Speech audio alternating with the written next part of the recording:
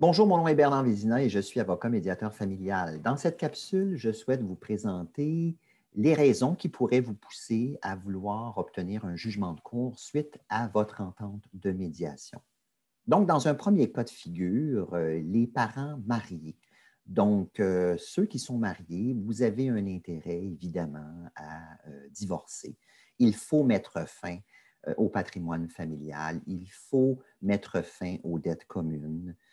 Et donc, il faut mettre fin au régime matrimonial. Donc, suite à la médiation, c'est clair que je vais vous recommander de signer le plus rapidement possible une entente de divorce et de la déposer à la Cour pour obtenir un jugement de divorce à l'amiable, comme on appelle ça.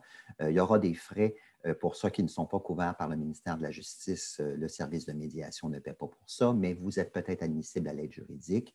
Donc, j'ai une autre capsule sur l'aide juridique, mais si vous devez payer dans le privé, c'est sûr que, peu importe les frais, vous avez un intérêt là, à ne pas tarder à obtenir un jugement de divorce.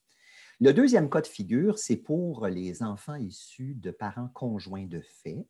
À ce moment-là, le principal enjeu ici pour obtenir un jugement de cour, ce serait, selon moi, la pension alimentaire pour enfants. Donc, la pension alimentaire pour enfants qui est ordonnée par un jugement suite à une entente à l'amiable, à ce moment-là, ou même si ce n'était pas à l'amiable, après un jugement de cour qui ordonne une pension alimentaire, cette pension alimentaire-là pour enfants, elle est automatiquement enregistrée auprès du service des perceptions des pensions alimentaires du ministère du Revenu du Québec, qui agit comme percepteur gratuitement pour vous. Donc, le ministre du Revenu ordonne à l'employeur du payeur de retenir à la source sur la paye la pension alimentaire. Donc, on s'assure que les enfants sont payés en premier à chaque paye et le bénéficiaire de la pension alimentaire reçoit de Revenu Québec la pension alimentaire.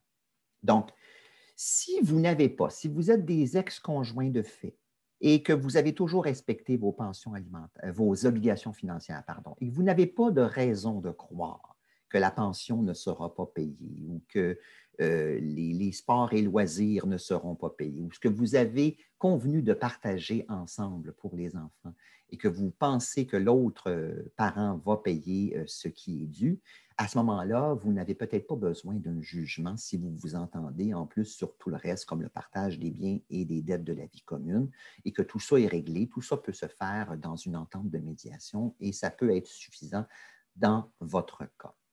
Dans le cas contraire, il faudra voir là, si vous êtes admissible à l'aide juridique ou sinon à payer l'avocat dans le privé suite à la médiation pour faire ça. Évidemment, je peux vous offrir ce service-là suite à la médiation si on s'est entendu sur tout. Le troisième cas de figure, c'est les enfants issus de parents qui n'ont jamais fait de vie commune. Donc, les enfants issus de fréquentation seulement.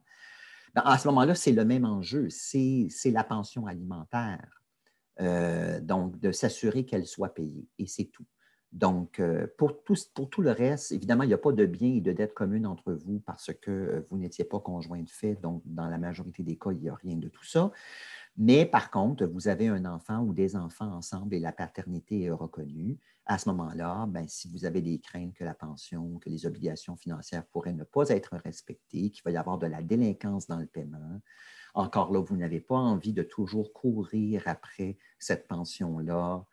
Pas ce mois-ci, ça ne m'adonne pas. Peux-tu attendre le mois prochain, etc., etc. Donc, si vous ne voulez pas avoir à gérer ça, évidemment, vous allez vouloir demander un jugement de cour pour cette pension alimentaire-là.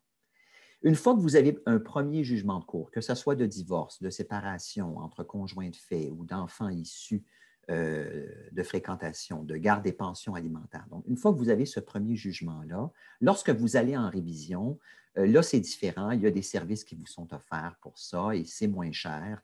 Donc, vous pouvez consulter là, la capsule vidéo que j'ai faite là-dessus sur ce qu'on appelle là, le service d'aide à l'homologation ou le service administratif de rajustement des pensions alimentaires.